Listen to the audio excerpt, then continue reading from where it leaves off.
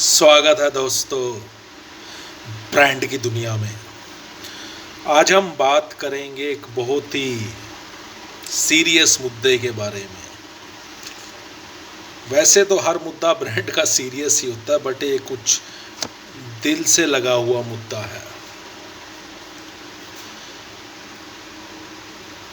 देश जनता किस पे भरोसा करती है? कानून पे। कानून कौन है? पुलिस, कोर्ट यानी कि वकील और जज लोग, मीडिया जो सबको सच बताने का दावा करती है क्या क्या हो रहा है क्या नहीं, और किस पे चलता है देश?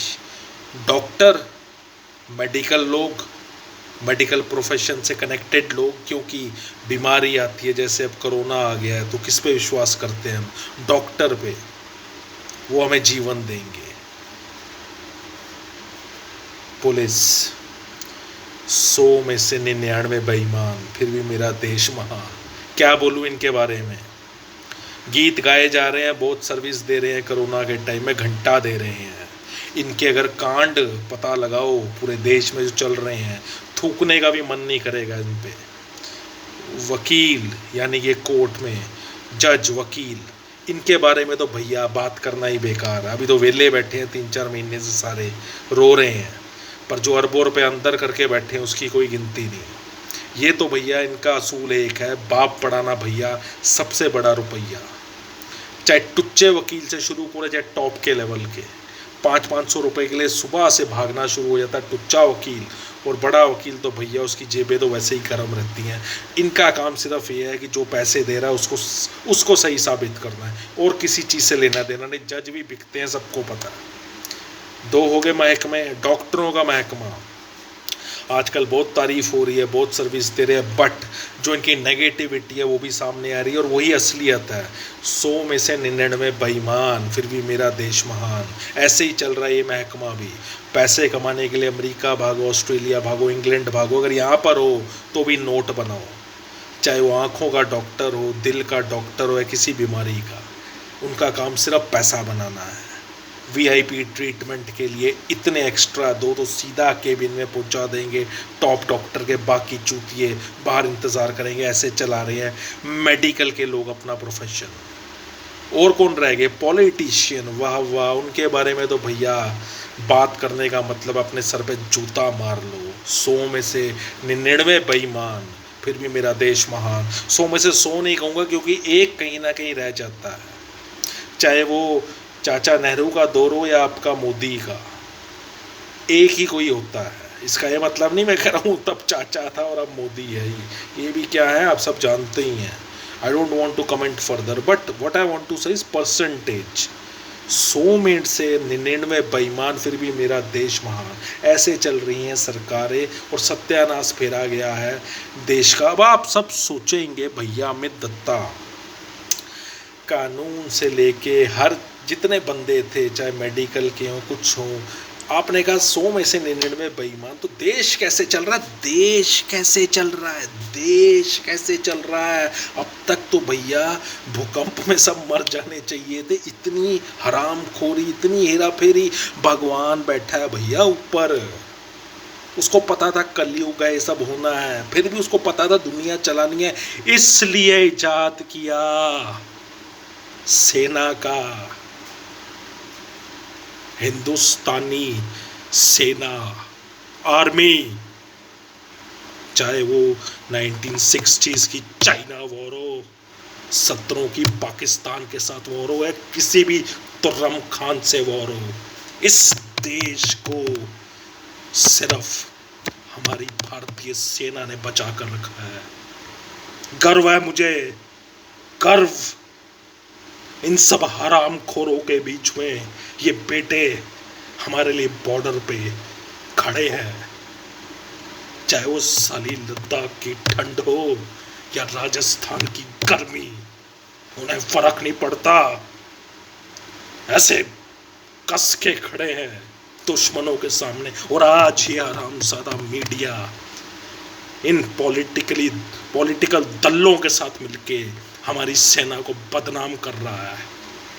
साले चाइना वाले अंदर आए नहीं, तो फोकट में मर गए हमारे सैनिक, सैर करने गए थे वो चाइना, या सरकार की इंफॉर्मेशन के बिना ही कब्जा करने निकल गए थे? अपने ही सैनिकों के खिलाफ ठोंक रहे हो सालो, सिर्फ चवन्नी अठन्नी इकट्ठे करने के लिए इन पॉलिटिकल दलालों से। सरकार कांग्रेस की हो, बीजेपी की हो, या किसी घंटे की हो, कोई फर्क नहीं पड़ता, सब साले एक जैसे हैं।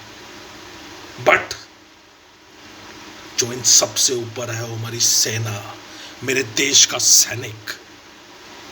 गोली खा के जब मरता है ना सैनिक, उसका बेटा तैयार होता है उसकी गद्दी संभालने के लिए। ऐसी शिक्षा दी जाती है सेना में। हिंदुस्तानी सेना किसी से कम नहीं है। ये ख्वाब भूल जाओ कि चाइना के पास ये हथियार है, वो है, घंटा है। अगर होता तो कब्जा कर चुके होते। हिमालय खड़ा है ना, जैसे वैसे ही सैनिक खड़े हैं हमारे, इनकी फाड़ने के लिए सालों की। टिकटॉक और यूसी जैसे अप्लायंसेस की माँ का, इन चीज़ों से बहुत ऊपर है हमारा देश और हमारे देश के सैनिक। और आज अगर ये देश खड़ा है ना, तो सिर्फ एहसान है उस वर्दी का। वर्दी पुलिस वाले के नहीं, वो तो बिक चुकी है। सालों का सारा दिन ध्यान सिर्फ कमाई का होता है। निकम्मे निखट्टू हैं पूरे देश के पुलिस वाले। पर हमारी शान है वो सैनिक जिसे आर्मी कहा जाता है, Indian army. I proud to be Indian. सिर्फ इसलिए कहता हूं क्योंकि सेना है मेरी इंडियन। आई एम प्राउड कि हमारे पास इंडियन आर्मी है। नाम अभी भी नहीं ले रहा हूं सालो तुम्हारा, मीडिया के दल्लो, आखिरी वीडियो है ये। इसके बाद नाम ले लेके ना तुम्हारी पतलून उतारूंगा। एक लफ्ज और बोलना हिंदुस्तानी सेना के बारे में, हिंदुस्तानी सैनिक के बारे में, तब बताएगा तुम्हें ये बेटा देश का।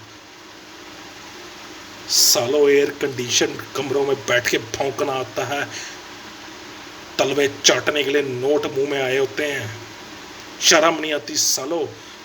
सालों से मरते आ रहे हैं वो लोग बॉर्डर पे, सालों से, कि हम लोग चैन की सांस ले सके। तुम्हें शर्म नहीं है?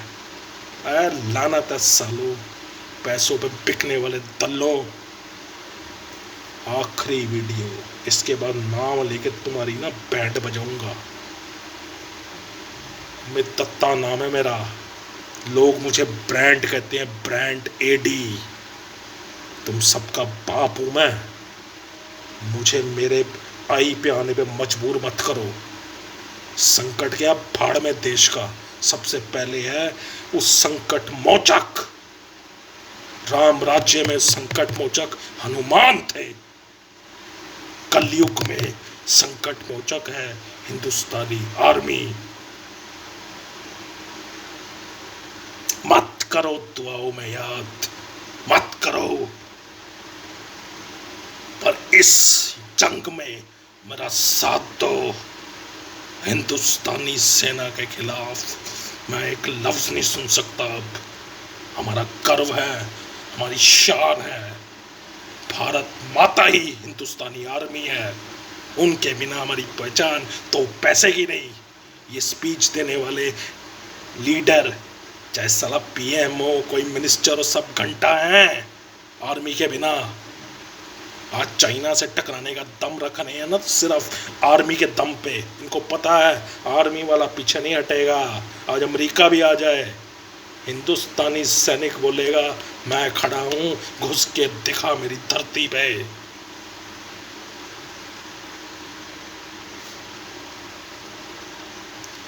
दुआओं में याद रखना।